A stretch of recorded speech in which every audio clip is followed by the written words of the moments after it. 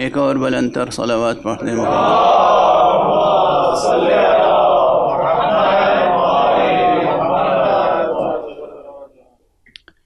بات زبان پر آ گئی ہے تو عرض کر کے آگے بڑھوں۔ ایک روایت میں میری نظر سے یہ مضمون گزرا، غالباً حضرت امام جعفر صادق علیہ السلام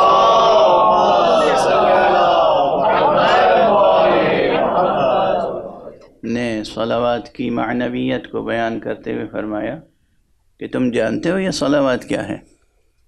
یہ وہ بیان ہے، یہ وہ صیغہ ہے جس کے ذریعے سے روز الست جو ہم سے عہد و پیمان ہوا تھا، ہم اس عہد و پیمان کی تجدید کرتے ہیں۔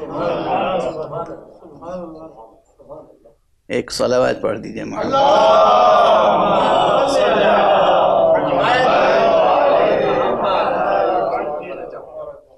کل سے جو گفتگو کا عنوان قائم ہوا ہے وہ آپ حضرات کے اذہان عالیہ میں محفوظ ہوگا، قرآن اور حسین۔ مجھے تو ایسا لگتا ہے کہ جیسے دو مترادف لفظیں ایک ساتھ رکھ دی گئی ہیں۔ اب جو لوگ زبان کا ذوق رکھتے ہیں، شعر و ادب کا ذوق رکھتے ہیں، اور یہاں اکثر حضرات ماشاءاللہ شعر و ادب کا ذوق رکھتے ہیں، تو وہ جانتے ہیں کہ کبھی کبھی مترادفات کا استعمال ایک ساتھ اچھا نہیں ہوتا، لیکن کبھی کبھی مترادفات کا استعمال تقاضائے بلاغت و فصاحت ہوتا ہے۔ تو آپ یہ سمجھیے کہ اس عنوان میں قرآن مفسر حسین ہے اور حسین مفسر قرآن۔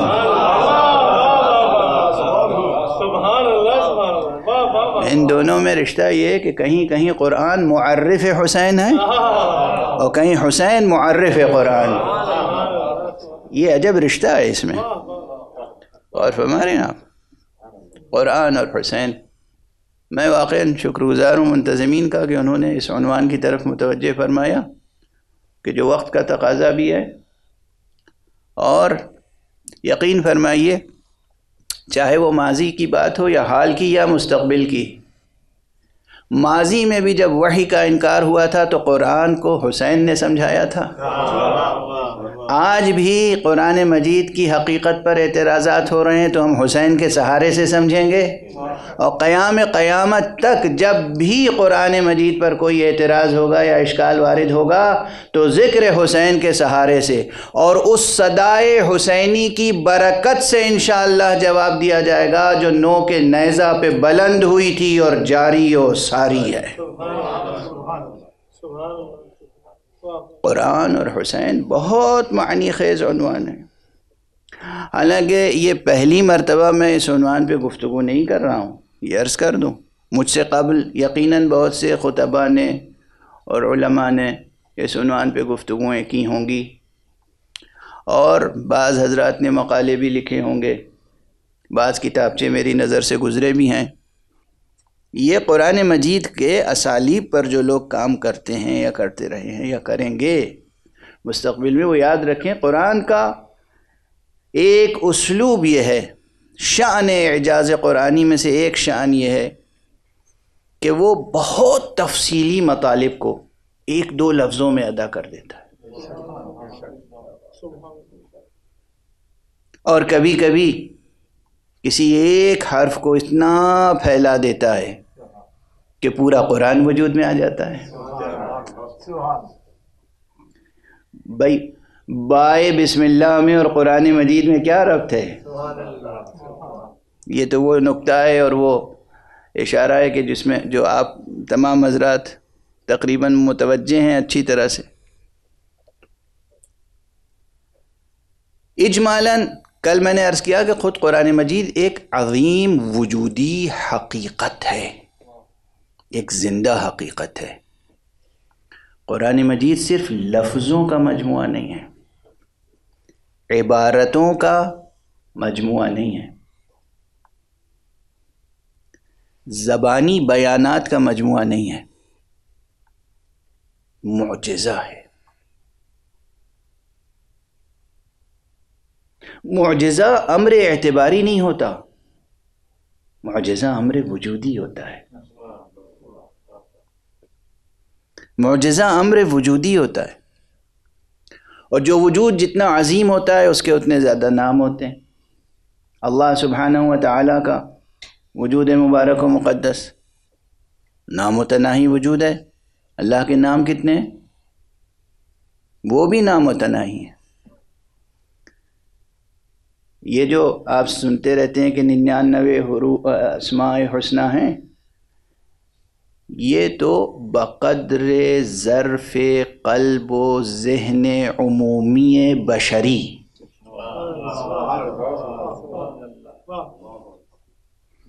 یہ 99 نام سکھا دیے گئے بکمال لطف و رأفت و رحیمیت و رحمانیت الہیہ۔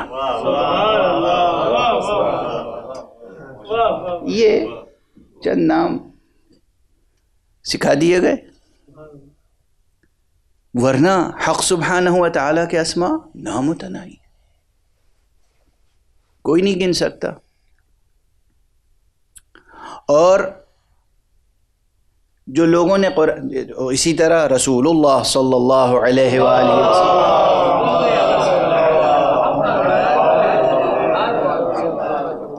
آپ کی ذات کتنی عظیم ہے، مشہور مصرع ہے فارسی کا جو ضرب المثل بن چکا ہے کہ بعد از خدا بزرگ تو یہ قصہ مختصر، خدا کے بعد سب سے بڑی حقیقت حضور صلی اللہ علیہ وآلہ وسلم کی ہے۔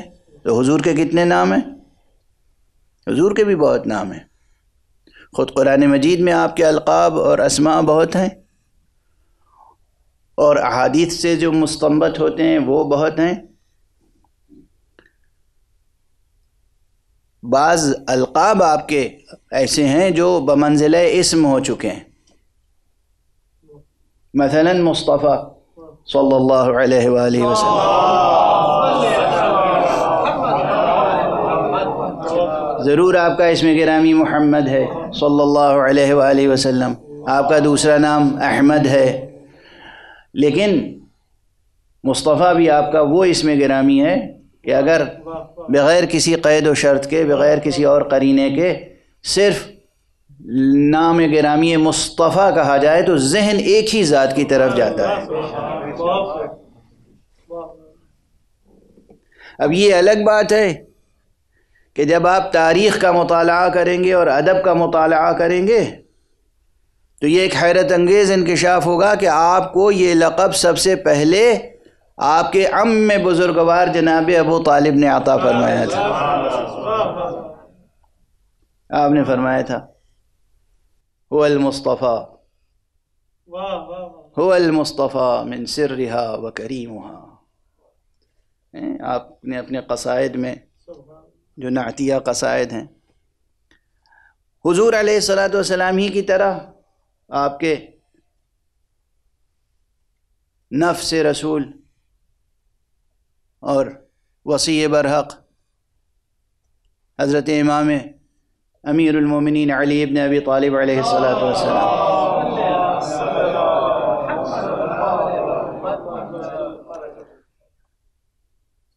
آپ کا اسم گرامی بھی بہت ہے، بہت سے اسماء ہیں آپ کے۔ میں اکثر کہہ چکا ہوں، عرض کر چکا ہوں کہ اللہ سبحانہ و تعالیٰ کی طرف سے نازل ہونے والا کوئی صحیفہ حضرت آدم علی نبینا وعلیہ السلام سے لے کر حضرت عیسیٰ ابن مریم علی نبینا وعلیہ السلام تک تمام نبیوں پر جتنی کتابیں نازل ہوئیں اور جتنے صحیفے نازل ہوئے، ان تمام صحیفوں اور تمام کتابوں میں نام محمد اور نام علی کہیں نہ کہیں موجود ہے۔ تو کتنے نام ہیں؟ جس طرح خدا کے نام بہت ہیں، جس طرح رسول خدا کے نام بہت ہیں، جس طرح ولی خدا کے نام بہت ہیں، اسی طرح قرآن مجید کے بھی نام بہت ہیں۔ اور یہ خود ایک قرینہ ہے اس بات کا کہ اس قرآن مجید کا کوئی وجودی تعلق ہے ان ذوات مبارکہ سے۔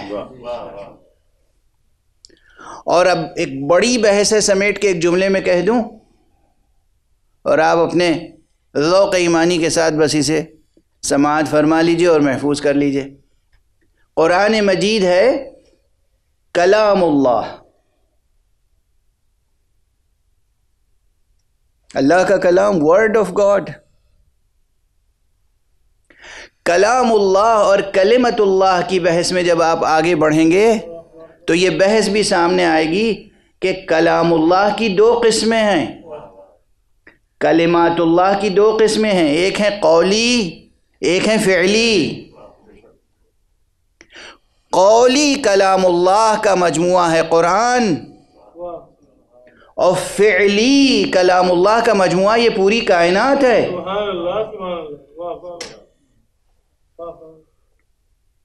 کائنات میں جو کچھ بھی آپ دیکھ رہے ہیں یہ حق سبحانہ و تعالیٰ کا کلام فعلی ہے،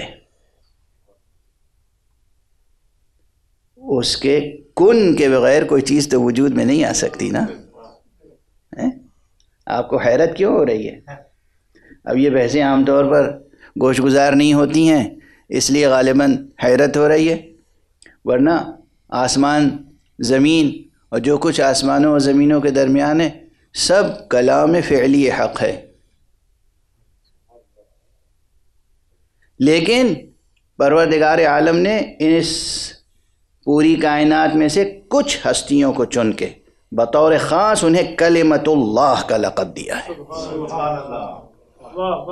جس طرح قرآن مجید میں حضرت عیسیٰ ابن مریم علیہم السلام، جناب مریم پہ بھی سلام ہو، جناب عیسیٰ پہ بھی سلام ہو، جناب عیسیٰ کو خود قرآن مجید نے کلمت اللہ کہا ہے۔ اس کے معنی یہ ہوئے کہ کسی زندہ وجود پر بھی کلمے کا اطلاق ہوتا ہے،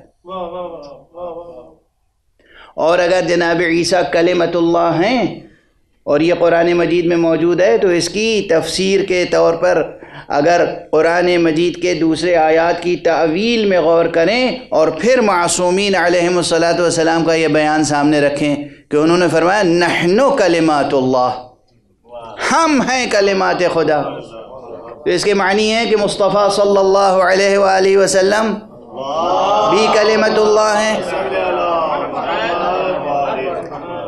امیر المومنین علی ابن ابی طالب علیہ السلام بھی کلمت اللہ ہیں، حضرت زہرا سلام اللہ علیہ بھی کلمت اللہ ہیں، امام حسن بھی کلمت اللہ ہیں، امام حسین بھی کلمت اللہ ہیں، اور امام حسین نے تو نوک نیزہ پر گفتگو کر کے یہ اعلان کر دیا کہ دیکھو ہم کلمت اللہ ہیں۔ سبحان اللہ سبحان اللہ، برائے خوشنودی محمد و آل محمد بلند تر صلوات۔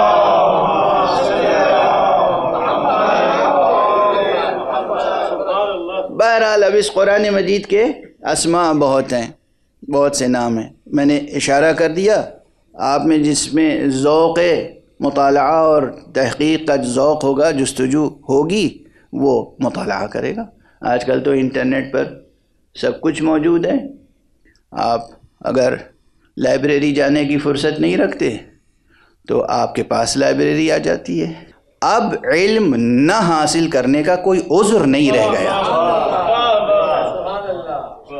یہ بھی ایک لطف حق ہے کہ ہر فرد پر حجت تمام ہو گئی۔ اب کوئی یہ نہیں کہہ سکتا کہ بات ہم تک پہنچی نہیں تھی، ہمیں موقع نہیں تھا پڑھنے کا، مطالعے کا موقع نہیں تھا، تحقیق کا موقع نہیں تھا۔ وہ زمانہ گیا جب تحقیق و جستجو کے لیے گھر بار چھوڑ کے اور انسان لائبریریوں میں معتکف ہو جاتا تھا۔ نہیں، اب تو لائبریریاں آپ کے، اب وہ تعبیر ہمیں تو اچھی ہی نہیں لگتی لیکن یہی ہے کہ آپ کی جیب میں ہے، سب کچھ آپ کی جیب میں ہے۔ تو مطالعہ فرمائیں۔ مطالعے کی اب بس ایک شرط ہے، مطالعہ اسی کا سود مند ہوتا ہے جو تعصب کے بغیر مطالعہ کرے، تعصب کے بغیر، جانبداری کے بغیر، غیر جانبدارانہ مطالعہ۔ اور یقین فرمائیے کہ غیر جانبدارانہ مطالعہ ہمیشہ انسان کو حق تک پہنچاتا ہے۔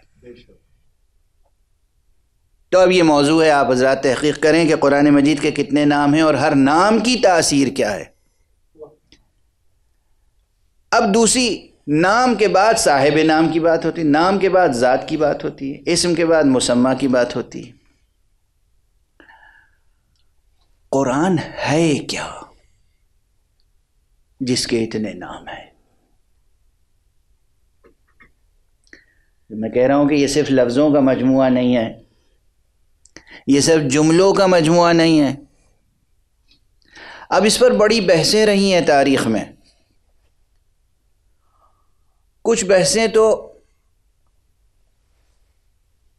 اتنی سنگین ہو گئی تھیں کہ اس میں خون ریزیاں ہوئیں، قید و بند کی مصیبتیں لوگوں نے جھیلیں دفاع قرآن میں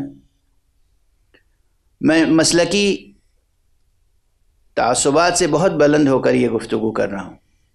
جس نے بھی قرآن مجید کی عظمت کی خاطر ایک ذرہ بھر بھی مصیبت سہی ہے، پروردگار یقیناً اسے جزائے خیر دے گا۔ تو بہت سے علماء جس طرح بھی ان کا جو بھی عقیدہ تھا، جو بھی مثلا امام احمد ابن حنبل قرآن مجید کی عظمت و حرمت پر آنچ نہ آنے پائے، بس یہ تھا ان کا جذبہ۔ چنانچہ طاغوت وقت نے بہت اذیتیں دی، بہت توہین کی ان کی، اور انہوں نے دفاع کیا جو بھی ان کا نظریہ تھا، بینہ و بین اللہ۔ چنانچہ یہ بحث تھی اس زمانے میں کہ یہ قرآن حادث ہے یا قدیم، قرآن حادث ہے یا قدیم۔ یہ بحث ابھی بھی کتابوں میں ہے، یعنی علم کلام کی کتابوں میں ہے۔ کبھی کبھی یہ بحث کھینچ کے استطراداً برسبیل تذکرہ علم اصول کی بحثوں میں بھی آ جاتی ہے اور فقہ میں بھی آ جاتی ہے۔ تو کلام و اصول و فقہ، علم عرفان اور فلسفہ و حکمت کے مبانی بالکل الگ ہیں۔ اب یہ لفظیں میں استعمال کر رہا ہوں اہل ذوق کے لیے، جن میں جتنا حوصلہ ہوگا وہ اس کا مطالعہ کریں گے۔ یہ نہ سمجھیے کہ عام اذہان پر کچھ ضرورت سے زیادہ بوجھ ڈال رہا ہوں، اس لیے کہ مجھے یہ یقین ہمیشہ رہا کہ یہ فضائے مجلس ذہنوں کی اور دلوں کی ایسی تربیت کر دیتی ہے کہ کتنی ہی مشکل بحثیں چھیڑی جائیں، یہاں سے تبرک لیے بغیر کوئی نہیں جاتا۔ قرآن مجید ہے کیا جو اس کے متعلق اتنی بحثیں ہیں؟ اس سلسلے میں خود قرآن مجید نے اپنا تعارف بہت سے زاویوں سے کرایا ہے۔ آج میں محسوس کر رہا ہوں، دل تو میرا یہی چاہتا ہے کہ وقت کے اندر تقریر ختم ہو جائے، لیکن جو بحثیں سامنے آ رہی ہیں وہ بہت سنگین ہیں، اور یہ ادعا نہیں ہے، تعلی نہیں ہے، یہ وہ بحثیں ہیں جو اس سے پہلے ہوئی نہیں ہیں اس طرح جس طرح میں گزارش کرنا چاہ رہا ہوں۔ اس لیے آپ کی توجہات کو صلوات کی برکت سے اور زیادہ چاہتا ہوں۔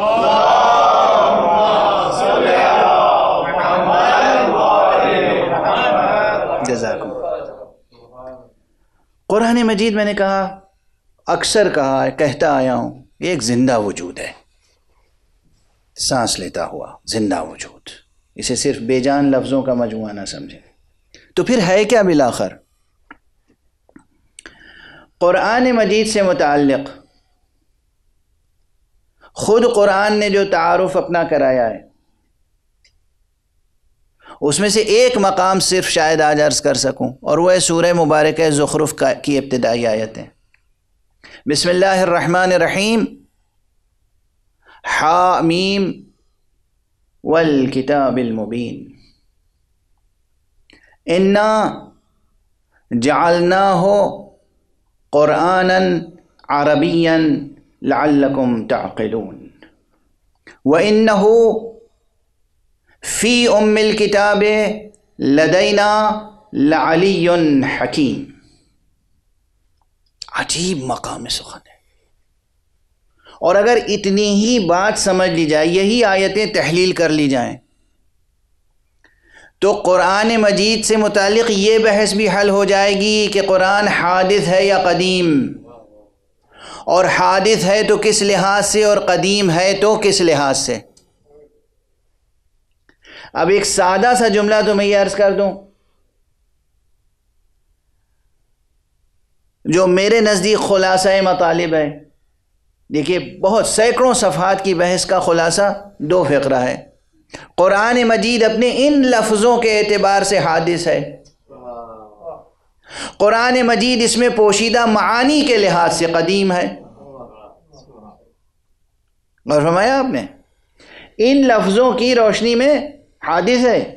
اب میں کیسے کہہ رہا ہوں حادث؟ ہو سکتا ہے بہت سے حضرات اعتراض کریں جن کا عقیدہ یہ ہے کہ قرآن مجید حادث ہے. اپنے ان الفاظ کے ساتھ بھی اس ایک لفظ کی طرف پہلے توجہ دلا دوں، اور چونکہ مجلس کے تقاضے جو ہیں انہیں بھی پورے کرنے ہیں مجھے، اس لیے خاص طور سے آپ کی توجہ چاہتا ہوں کہ پروردگار عالم نے سورہ زخرف میں کیا فرمایا؟ حا میم، یہ تو حروف مقطعات ہیں. یہ اور بات ہے کہ بعض حضرات کہتے ہیں مراد ہے اس سے کہ گویا محبت کے انداز میں پروردگار نے محمد کا نام پکارا ہے.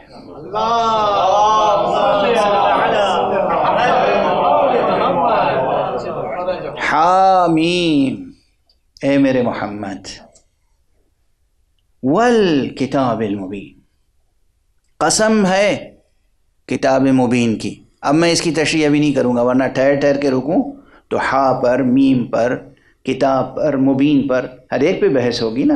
پھر یہ بحث 9 دنوں میں ختم نہیں ہوگی. کتاب مبین کی قسم، انا جعلناہ قرآنا عربیا لعلکم تعقلون، ہم نے اسے بنایا ہے، ہم نے اسے جعل کیا ہے، ہم نے اسے قرار دیا ہے. جعل کا کلمہ عربی میں اس سیاق و سباق میں جہاں آتا ہے حق سبحانہ و تعالیٰ کی ذات اور مخلوقات کے تعلق سے، وہاں جعل کے معنی ہوتے ہیں کسی بھی شے کا عدم سے وجود میں لانا، ایجاد. جب قرآن مجید میں خدا خود فرما رہا ہے کہ ہم نے اسے جعل کیا ہے تو پھر اسے حادث نہ کہیں گے تو کیا کہیں گے؟ ہر وہ شے جسے خدا نے جعل کیا ہو حادث ہے. اور صرف ایک ذات گرامی ہے جو قدیم ہے، ذات یکتا و یگانا، ذات احد و صمد، ذات فرد و وتر، اور وہ ذات حق سبحانہ و تعالی ہے. اللہ قدیم.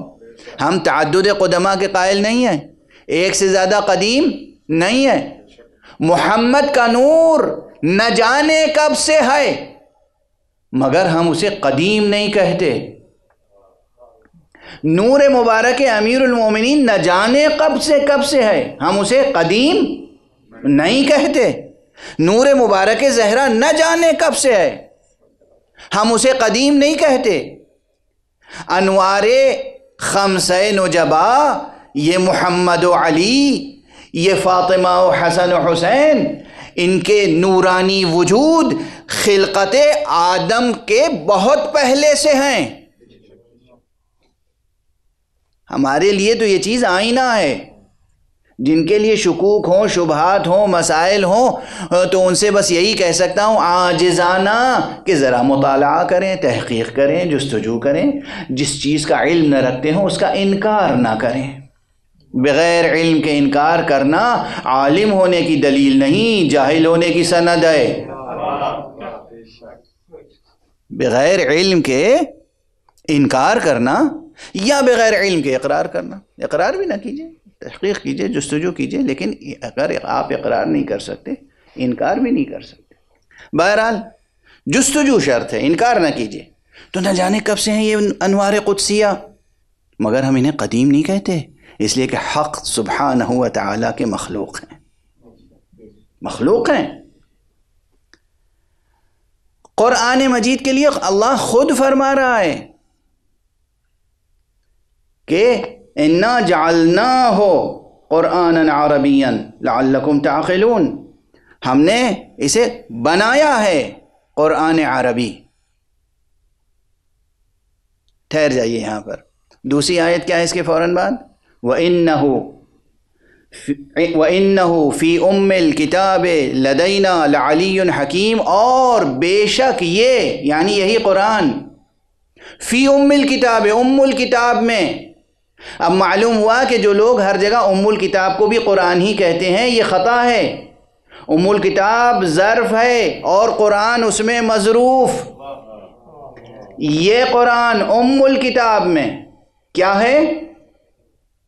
لدینا، وہ بھی ہمارے نزدیک، لعلی حکیم، یہ تو علی حکیم ہے۔ قرآن کا نام کیا ہے؟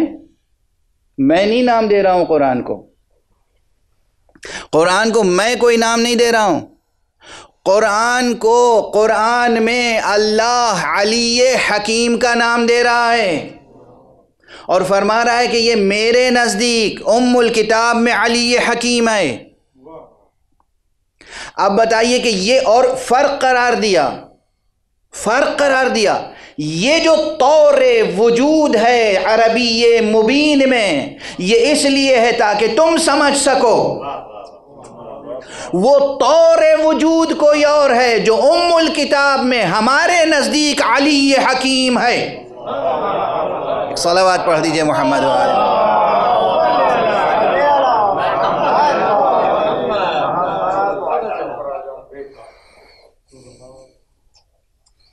بھئی یہ جو ترکیب آ گئی زبان پر نا طور وجود کی،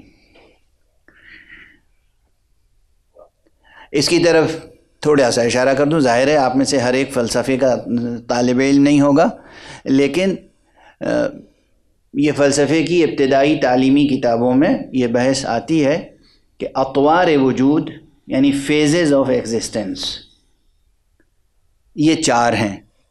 یہ ایک عام سا مقولہ ہے، میں اس سے متفق نہیں ہوں، میں اس سے تقریباً وہی 30-32 سال پہلے انکار کر چکا ہوں کہ یہ ایک غلط اسٹیٹمنٹ ہے۔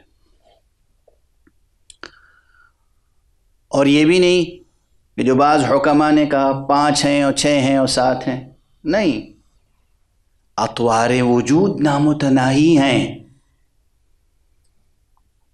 اطوار وجود نامتناہی ہیں۔ بہت سنگین بحث ہے، مجھے معلوم ہے، حوزہ علمیہ قم میں ایک تقریر میں نے عرض کر دیا تھا تو ظاہر موضوع بن گیا تھا بحث کا، اور بننا ہی چاہیے۔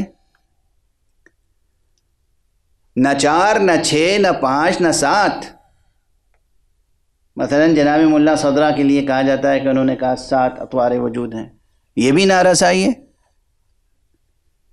جناب ملا صدرہ کا میں بہت احترام کرتا ہوں، لیکن ان کا کہا ہوا ہر فقرہ کوئی وحی منزل من اللہ تو ہے نہیں۔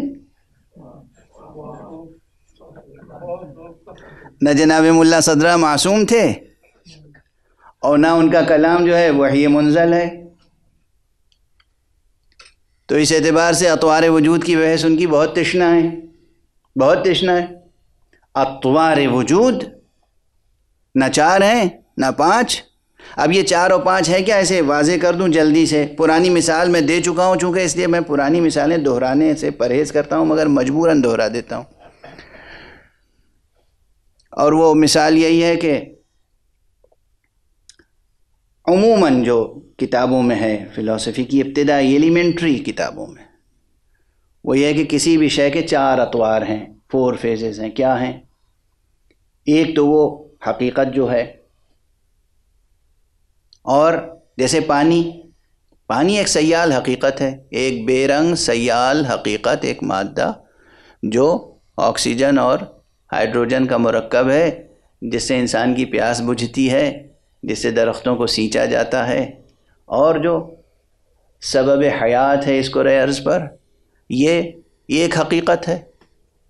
تو یہ جو خارج میں بہتا ہوا پانی ہے، یہ سیال، یہ ایک وجود ہے، یہ وجود کا ایک فیز ہے، ایک رخ ہے، ایک طور وجود ہے، اور اسی کو کہتے ہیں وجود خارجی، وجود حقیقی۔ آپ کے ذہنوں میں خارجی کے کوئی دوسرے معنی نہ آ جائیں۔ ایک صلوات پڑھ دیجئے محمد والے۔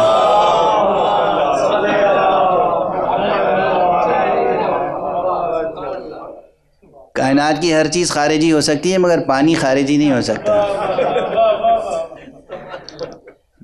پانی تو استعارہ ولایت ہے، پانی تو استعارہ علم ہے،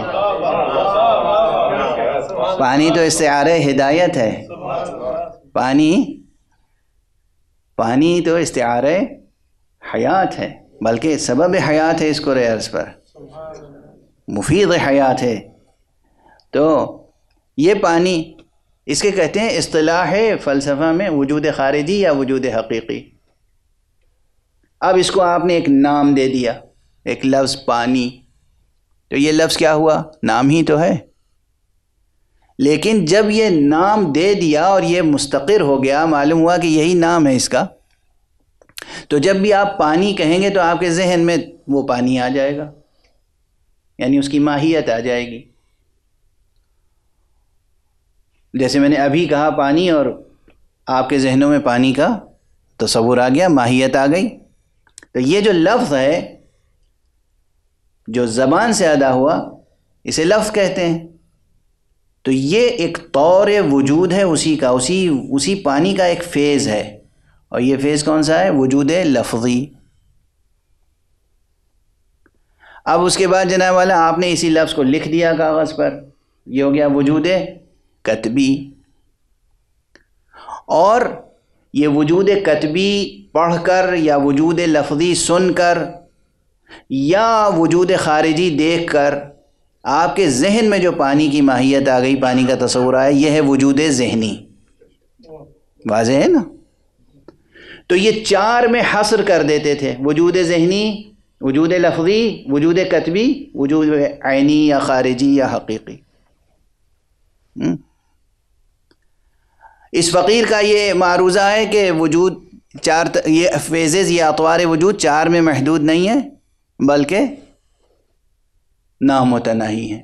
اب یہ بحث ہے، اور ظاہر مجلس میں حوالے کے لیے بس اتنا ہی۔ میں نے چھیڑی کیوں یہ بحث؟ قرآن مجید کے دو اطوار کی طرف خدا نے یہاں اشارہ کیا ہے۔ اِنَّا جَعَلْنَاهُ قُرْآنًا عَرَبِيًّا لَعَلَّكُمْ تَعْقِلُونَ، میں نے اس قرآن کو قرآن عربی اس لیے قرار دیا ہے تاکہ تم سمجھ سکو۔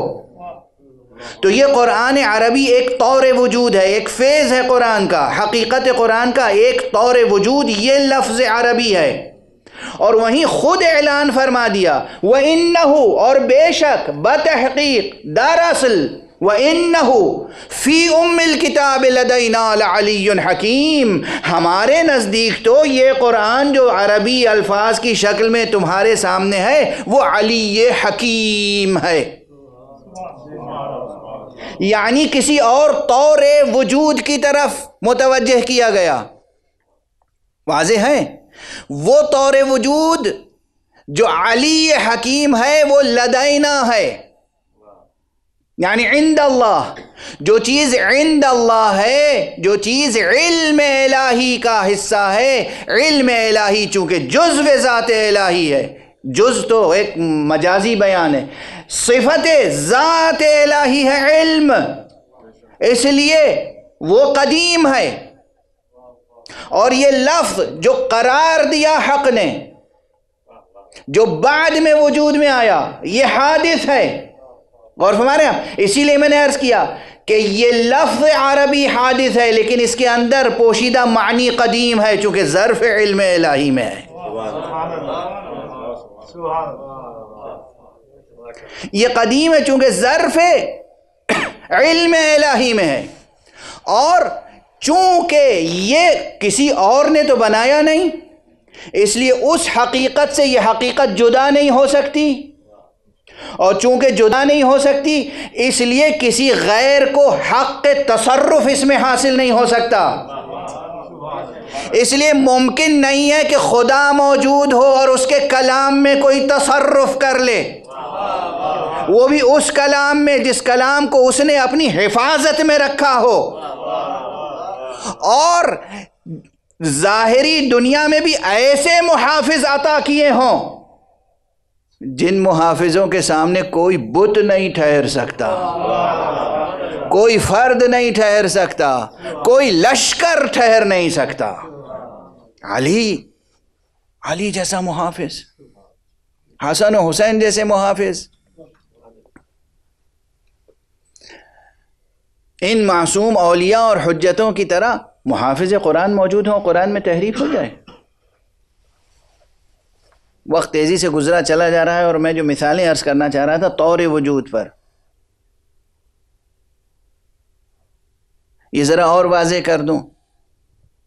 اب فلسفے اور حکمت سے ہٹ کر جو لوگ صرف نقلیات و سمعیات پر بھروسہ رکھتے ہیں، کسی نہ کسی لفظ میں، کسی نہ کسی عبارت میں، کسی نہ کسی تعبیر میں یہ چیز موجود ہے کہ حضور نبی اکرم صلی اللہ علیہ وآلہ وسلم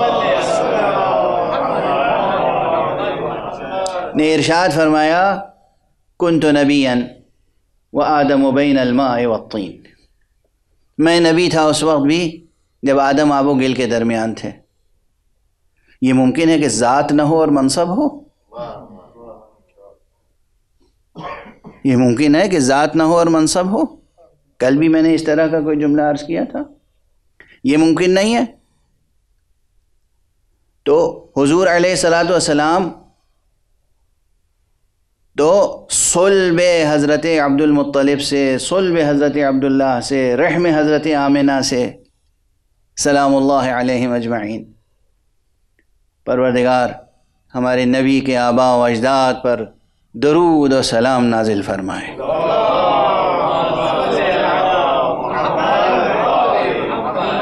اس لیے کہ یہ ایک حقیقت ہے ہمارے نزدیک ثابت، جس کے نزدیک ثابت ہو نہ ہو، ہمارے نزدیک ثابت ہے کہ نور مبارک مصطفیٰ کسی ایسے صلب میں نہیں آیا اور کسی ایسے رحم میں نہیں آیا جو صلب اور جو رحم نور ایمان سے منور نہ تھا اور طہارت توحید سے مطہر نہ تھا۔ ہمیشہ یہ نور منتقل ہوتا رہا پاک و پاکیزہ صلبوں میں اور رحموں میں۔ تو ہماری طرف سے درود و سلام ہو لاکھوں کروڑوں ان پاکیزہ صلبوں اور ان پاکیزہ رحموں پر جن صلبوں اور رحموں سے نور مبارک مصطفیٰ منتقل ہوتا ہوا آیا۔ جب آغوش آمنہ میں آئے تو یہ طور وجود تھا ایک، جب رحم آمنہ میں تھے تو ایک دوسرا طور وجود تھا، جب صلب عبداللہ میں تھے تو ایک اور طور وجود تھا، جب خود آدم بھی نہ تھے، حوا بھی نہ تھیں، وہ ابھی آب و گل کے درمیان تھے، اس وقت مصطفیٰ کا طور وجود کیا تھا۔ اب یہاں ایک بحث، یہ بس ایک سوال کروں گا، بحث نہیں، مصطفیٰ کے اس طور وجود کو ہم وجود حقیقی مانیں یا اس طور وجود کو وجود حقیقی مانیں؟ اگر اس طور وجود کو وجود حقیقی مانیں گے تو جو جی چاہے دنیا کہے، لیکن اگر اس طور وجود کو وجود حقیقی مانیں گے مصطفیٰ کے تعلق سے تو یقیناً حقیقت ذات مصطفیٰ نوری ہوگی، خاکی نہیں ہو سکتی۔ محمد وآل محمد بلند تر صلوات۔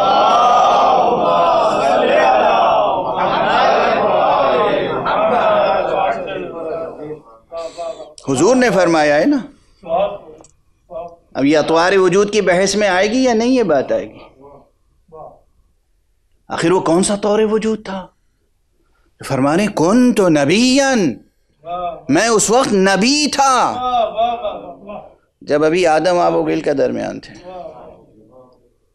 اور یہ تو میں اس سے پہلے بھی عرض کر چکا ہوں کہ جس طرح حضور کا ارشاد گرامی ہے کہ کنت نبیًا وآدم بین الماء والطین، بالکل اسی طرح امیر المومنین، امام المتقین، قائد الغر المحجلین، قاتل المشرکین، امیر المؤمنین علی ابن ابی طالب علیہ الصلاۃ والسلام،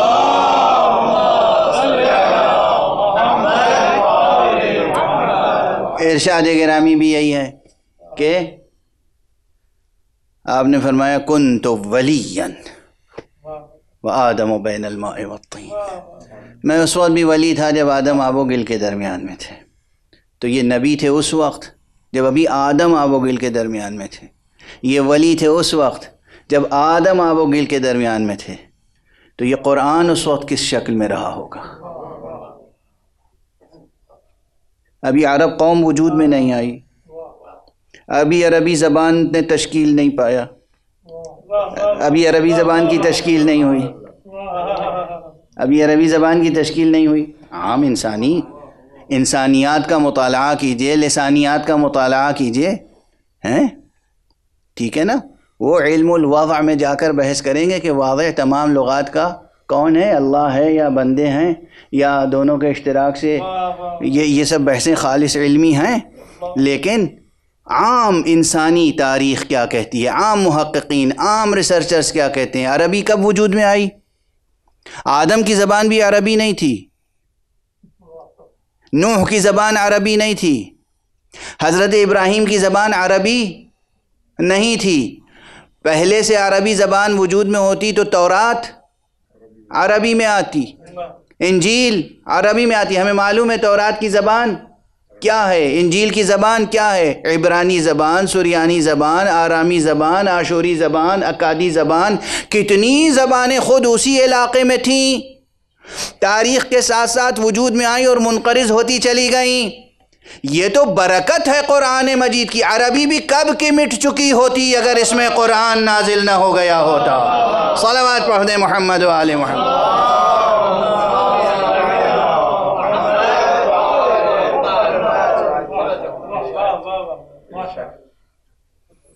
یہ برکت قرآنی ہے کہ عربی زبان اپنے پورے جاہ و جلال و جمال کے ساتھ اور کمال کے ساتھ، اپنے پورے وجود کے ساتھ موجود ہے۔ لیکن بہرحال یہ اس وقت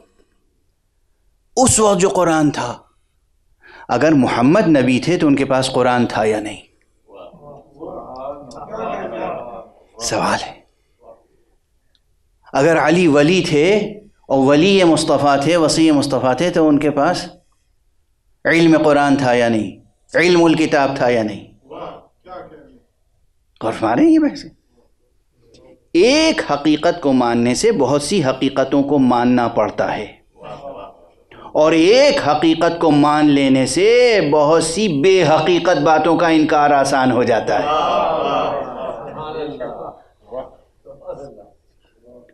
ایک حقیقت کو مان لینے سے اور بہت سی حقیقتوں کا اقرار و اعتراف آسان ہو جاتا ہے، بلکہ لازمی اور ضروری اور واجب ہو جاتا ہے۔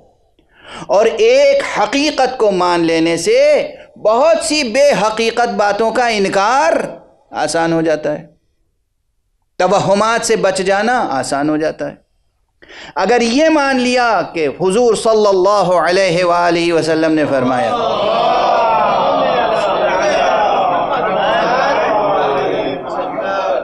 کنت نبیا وآدم بین الماء والطین، تو نبوت مصطفیٰ کا تو انحصار ہی قرآن پر ہے۔ تو اس وقت قرآن تھا یا نہیں؟ وہ کون سا قرآن تھا؟ یہ عربی زبان کا کس شکل میں تھا، کس رسم الخط میں تھا، تلفظ کے حوالے سے کن اصوات میں تھا؟ میں سوالات قائم کر رہا ہوں، شاید اس سے پہلے یہ سوالات قائم نہ کیے گئے ہوں، بلکہ یقین ہے کہ نہیں قائم کیے گئے۔ جب سن 570 عیسوی میں حضور پیدا ہوئے اور 40 برس کے بعد سن 610 عیسوی میں وحی نازل ہوئی، اس وقت یہ وحی جبرائیل علیہ السلام نے عربی زبان میں القاء فرمائی، کیونکہ سامع اور مخاطب عرب تھے۔ حضور کو پیغام کہاں پہنچانا تھا، کن تک براہ راست؟ یعنی مخاطب اول حضور کے کون تھے؟ عرب۔ پیغام آپ کا عالمی تھا، مگر اس وقت جہاں آپ تھے مخاطب اول کون تھا؟ عرب، اس لیے وہ عربی زبان میں آیا۔ لیکن جب عرب نہیں تھے، عجم نہیں تھے، آدم نہیں تھے، حوا نہیں تھیں، لیکن محمد نبی تھے، اس وقت جو حق سبحانہ و تعالی نے نبوت عطا فرمائی تھی اس کی حقیقت کیا تھی؟ جس طرح ان کے مادی وجود سے صرف ظاہری خاک بہت پہلے کا، وہ بھی بہت پہلے کا جملہ ہے میرا. یہ نوری اور خاکی کی بحث میں نے عرض کیا تھا کہ محمد اور آل محمد معصومین علیہم الصلاۃ والسلام سے متعلق یہ بحث کہ نوری ہیں یا خاکی، یہ بحث اتنی آسان نہیں ہے جو آپ کر لیں. اتنا مان لیں ان کا سب سے بڑا احسان یہ ہے کہ ان نوریوں نے خاکسارانہ ظہور اختیار کر لیا.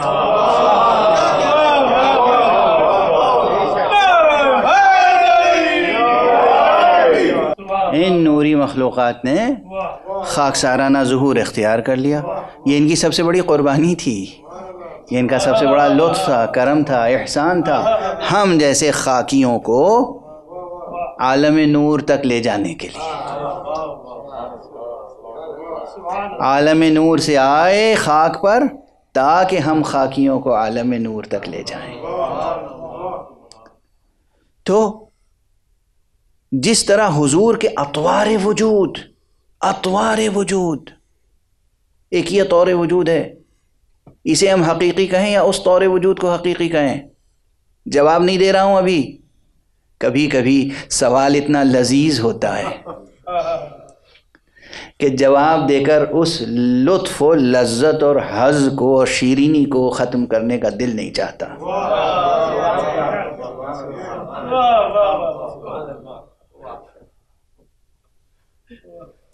کس طور وجود کو حقیقی کہیں گے؟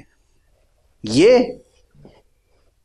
جو سن 70 ہجری میں وجود میں آیا، یا وہ طور وجود جو اب یہیں بنیاد ہل گئی نا، جس بنیاد پر ملا صدرہ نے کہا ہے 4 یا 5 یا 6 اور اس میں وجود خارجی اور وجود حقیقی کس کو کہا ہے؟ بنیاد ہل گئی نا. ہم کس طور وجود کو حقیقی کہیں، کسے اعتباری کہیں، کسے مجازی کہیں؟ اگر زندگی کا سفر جاری و ساری ہے، اگر ذہن ہمارے زندہ ہیں، اگر زبان کا سفر جاری و ساری ہے، تو معنویتوں میں فرق آئے گا. ہم جس کو آج حقیقت کہتے ہیں ممکن ہے کل وہ مجاز ہو جائے، جسے آج ہم مجاز کہتے ہیں کل اسے حقیقت سے تعبیر کرنا پڑے. وہ ایک طور وجود تھا. حضور وجود رکھتے تھے اور فرماتے تھے کہ میں موجود تھا جب آدم آب و گل کے درمیان تھے. امیر المومنین کہتے تھے، فرما گئے کہ میں ولی تھا جب آدم آب و گل کے درمیان تھے. اور روایتیں آگے بڑھ کے کہتی ہیں کہ جب آدم وجود میں آئے ظاہری، تو اس وقت جب ان سے لغزش ہوئی اور پھر توبہ کا مرحلہ آیا تو کچھ ایسے انوار پہلے سے موجود تھے، ایسی ہستیاں پہلے سے موجود تھیں جن کے نام لے کر، جن کے توسل سے، جن کے واسطے سے، جن کے طفیل میں حق سبحانہ و تعالیٰ نے ان کی توبہ قبول کی.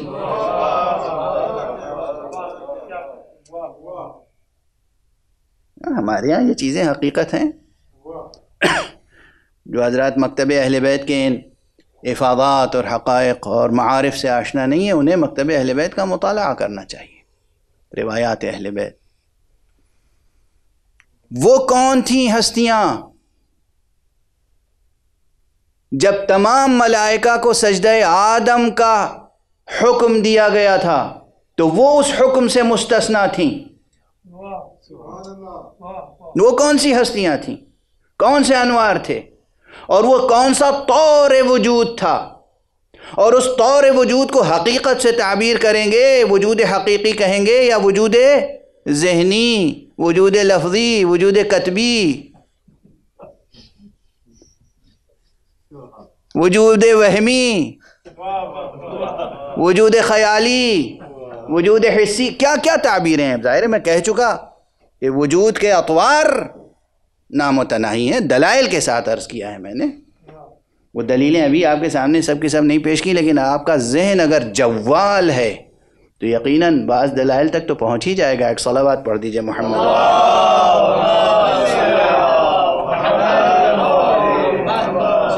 میرے خیال ہے ضرور یہ بحث ذرا دقیق ہو گئی اور ابھی بحث کا حق ادا نہیں ہوا، لیکن بہرحال یہ بحث آئی کیوں؟ چونکہ خود قرآن مجید کے 2 اطوار وجود کا تعارف حق سبحانہ و تعالیٰ کرا رہا ہے. ایک انا جعلنا ہو، جعل کہتے ہیں یہ عدم سے وجود میں لانا، یہ جعل. ابھی اس بحثوں میں نہیں پڑھوں گا کہ جعل بسیط کیا ہے اور جعل مرکب کیا ہے اور جعل بالذات کیا ہے اور جعل بالعرف کیا ہے اور جعل بالذات کی کتنی قسمیں اور جعل بالعرف کی کتنی قسمیں. یہ بحثیں یہ ممبر شاید متحمل نہیں ہے، لیکن اصطلاحیں اس لیے سنا دیں تاکہ ذوق بیدار ہو جائے. اصطلاحیں اس لیے سنا دیں کہ کلیدیں فراہم ہو جائیں مطالب کی. ٹھیک ہے؟ تو جعل کی، لیکن سادہ سی بات، جعل یعنی عدم سے وجود میں لانا. حق سبحانہ و تعالیٰ جب کسی شے کو کہے انا جعلنا، ہم نے اسے عدم سے وجود میں لا کر وجود بخشا، اسے موجود بنایا. کس شکل میں؟ انا جعلناہ قرآنا عربیا لعلکم تعقلون، تاکہ تم سمجھ سکو. لیکن حقیقت کیا ہے؟ حقیقت یہ ہے وَإِنَّهُ فِي أُمِّ الْكِتَابِ لَدَيْنَا لَعَلِيٌّ حَكِيمٌ. اس کی حقیقت بہت بلند ہے. عام ترجمہ. علی یعنی بلند، حکیم یعنی حکمت والا. یہاں پر برسبیل تذکرہ عرض کر دوں کہ جو عربی زبان کا ذوق رکھتے ہیں وہ یہ سمجھتے ہیں کہ عموماً یہ ایک استثناء ناپذیر کلیہ نہیں ہے، یعنی ایسا نہیں کہ اس میں ایکسیپشنز نہ ہو، لیکن عموماً فعیل کے وزن پر حکیم، رحیم، مجید، کریم، رحیم، یہ اوصاف جو آتے ہیں ذی روح اور زندہ کے لیے آتے ہیں، بے جان کے لیے نہیں آتے.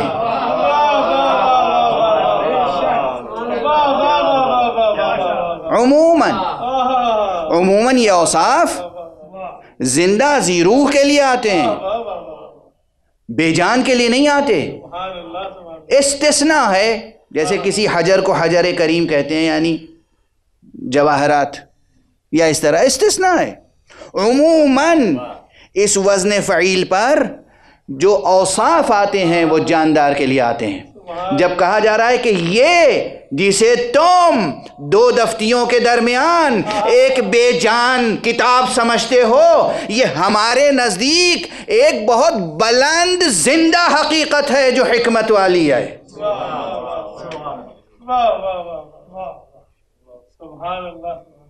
اب بتائیے اگر اسی انداز سے گفتگو ہوگی تو پھر قرآن مجید سے متعلق مطالب کا احصاء تو کیا، بلکہ بہت سے مطالب کی طرف اشارات بھی رہ جائیں گے. ان بس آج عنان سخن کو اور زمام کلام کو روکتا ہوں اور دامن سخن کو سمیٹتا ہوں. آج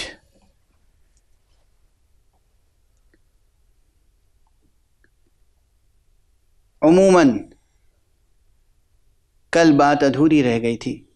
عموماً آج مفسر قرآن اور مفسر من القرآن، مفسر بالقرآن، معرف قرآن و معرف بالقرآن، آج جان قرآن، صدائے قرآن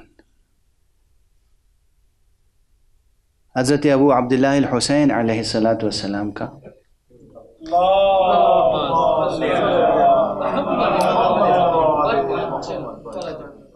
کربلا میں ورود بیان کیا جاتا ہے روایتی طور پر. لیکن کل بہت تشنا رہ گئی تھی گفتگو. میں نے عرض کیا تھا کہ آقا حسین نے اپنی زندگی ایسے بسر کی اور خصوصیت کے ساتھ یہ سفر کربلا، یہ پورا معرکہ، کہ ہر قدم پر اس طرح قرآن مجید کی آیتوں کی تلاوت کی ہے تاکہ دنیا یاد رکھے درباری، سیاسی، قلم فروش، سخن فروش، ضمیر فروش مورخوں کے ذریعے سے حسین علیہ السلام کی سیرت کو اخذ نہ کیا جائے، قرآن مجید کی آیتوں کے سہارے سے سمجھا جائے. چنانچہ جب آپ مدینہ منورہ سے نکل رہے تھے اس وقت بھی آپ قرآن مجید کی ایک تلاوت بلند آواز سے کر رہے تھے. فرما رہے تھے فخرج منها خائفا يترقب قال رب نجنی من القوم الظالمین. یہ وہ فقرہ ہے جو جناب موسیٰ جب چل رہے تھے، جناب موسیٰ نے جب ہجرت کی تھی مدین کی طرف، اس وقت ارشاد فرمایا تھا۔ اس کے معنی یہ ہے کہ قرآن مجید کی آیت تلاوت فرما کے حسین بتا رہے ہیں کہ دیکھو میرا سفر پیغمبرانہ اہداف کے لیے ہے، میرا سفر بہت بلند اہداف کے لیے ہے۔ اور اس کے بعد یہ بھی ہے روایتوں میں کہ جب مکہ قریب آیا تو پھر آپ نے وہ آیت تلاوت فرمائی کہ جو جناب موسیٰ نے اس وقت تلاوت فرمائی تھی جب مدین پہنچے تھے، وَلَمَّا تَوَجَّهَ تِلْقَاءَ مَدْيَنَ قَالَ عَسَىٰ رَبِّي أَن يَهْدِيَنِي سَوَاءَ السَّبِيلِ۔ حسین تلاوت کرتے ہوئے آگے جا رہے ہیں، یعنی آہنگ سفر حسینی آہنگ وحی الہی ہے۔ اب وقت اس سے زیادہ نہیں کہ میں ترجمہ کروں، تفسیر کروں، اس کے مضمرات کی طرف اشارہ کروں، لیکن ٹھہر کے 2-3 جملے عرض کروں۔ کل میں نے عرض کیا تھا نا کہ حسین اپنے نانا کی قبر سے جدا ہوئے تھے، لیکن کس طرح؟ اب آپ کے تقاضائے عزاداری کو پیش نظر رکھتے ہوئے میں سوال قائم کر رہا ہوں۔ دیکھیے کبھی تفصیلات روایت میں ہوتی نہیں ہیں، مگر یہ بتائیے ایسے پرآشوب ماحول میں آقا حسین جب ماں کی قبر پہ گئے ہوں گے تو کیا تنہا گئے ہوں گے؟ جب بھائی کی قبر پہ گئے ہوں گے تو کیا تنہا تشریف لے گئے ہوں گے؟ آقا حسین جب نانا کی قبر پہ گئے ہوں گے تو تنہا گئے ہوں گے؟ کچھ بھی ہو مگر یہ ممکن نہیں ہے کہ غلاموں کی طرح ساتھ ساتھ رہنے والا بھائی وفادار عباس ساتھ میں۔ اب چشم تصور کو ذرا واہ کر لیجئے، اب تاریخ کی کتابوں میں نہ ڈھونڈیے، آپ مجھے بتائیے جب آقا حسین چلے ہوں گے گھر سے تو کیا عباس ساتھ نہیں رہے ہوں گے؟ کیا علی اکبر ساتھ نہیں رہے ہوں گے؟ یعنی ان 2 ہستیوں کے لیے تو تصور بھی نہیں کیا جا سکتا کہ آقا کو تنہا چھوڑ دیا ہوگا۔ بس آپ کی آوازیں بلند ہیں تو میں ایک جملہ کہوں، آقا حسین نے تو اپنے نانا کی قبر مبارک پہ رخسار رکھ کر خوب گریہ کیا، اور جو نانا سے گفتگو ہوئی وہ بیان کیا، مگر کیا روح پیغمبر نے روح عباس کو مخاطب نہ کیا ہوگا؟ کیا روح مصطفیٰ نے اپنے ہم شکل شبیہ پیغمبر علی اکبر کے قلب کو مخاطب نہ کیا ہوگا؟ ارے ہائے وہ روایتیں ہم تک نہیں پہنچی کہ روح مصطفیٰ نے علی اکبر کو کیا کیا تلقین فرمائی۔ آپ کی آوازیں بلند ہیں۔ اور جب حسین کے ساتھ ساتھ عباس، علی اکبر، جناب بی بی فاطمہ زہرا کی قبر پر آئے ہوں گے، حسین سے گفتگو کے بعد کیا زہرا نے عباس سے نہ کہا ہوگا میرے عباس دیکھو جب تک تمہارا دم سلامت رہے میرے حسین کا خیال رکھنا۔ وقت بالکل تمام ہو چکا مگر میں ایک سوال اور کرنا چاہ رہا ہوں۔ ایک سوال تاریخوں میں یہ ہے، حدیثوں میں یہ ہے، لوگوں نے جو فقہیں بعد میں بنا لی، جو احکام اور آداب بنا لیے، ان کی بات نہیں کر رہا ہوں۔ تاریخوں میں ہے کہ جناب حمزہ کی قبر پر بی بی فاطمہ زہرا جایا کرتی تھی، یعنی قبر پر خواتین کا جانا منع نہیں ہے۔ فاطمہ جناب حمزہ کی قبر پر جا کر گریہ کرتی تھی، فاطمہ زہرا اپنے بابا کی قبر پہ جا کے گریہ کرتی تھیں۔ یہ بتائیے وہ فاطمہ جو بابا کی قبر پہ جاتی ہوں، وہ فاطمہ جو جناب حمزہ کی قبر پہ جاتی ہوں، جب فاطمہ کی بیٹی مدینے سے نکل رہی ہوگی، کیا ثانیہ زہرا زینب نے نانا کو آخری سلام نہ کیا ہوگا؟ کیا بی بی زینب نے بطور خاص ماں کی لحد پر جا کر نہ کہا ہوگا اماں خدا حافظ؟ بس ایک یہ وقت ہے تاریخ میں جب زینب کے سر پہ چادر ہے، چہرے پر نقاب ہے، نانا کی قبر پہ آ کے کہہ رہی ہوں گی خدا حافظ، مادر گرامی سے کہہ رہی ہوں گی خدا حافظ، اور ایک وہ زینب کا سلام ہے جب کربلا سے واپس آئی ہیں، اور شانوں پر رسن کا نشان ہے، کس طرح کا ہوگا؟ میرے نانا سلام ہو آپ پر، لٹ کر آئی ہوں اور آپ کی دولت کو لٹا کر آئی ہوں۔ انا للہ و انا الیہ راجعون۔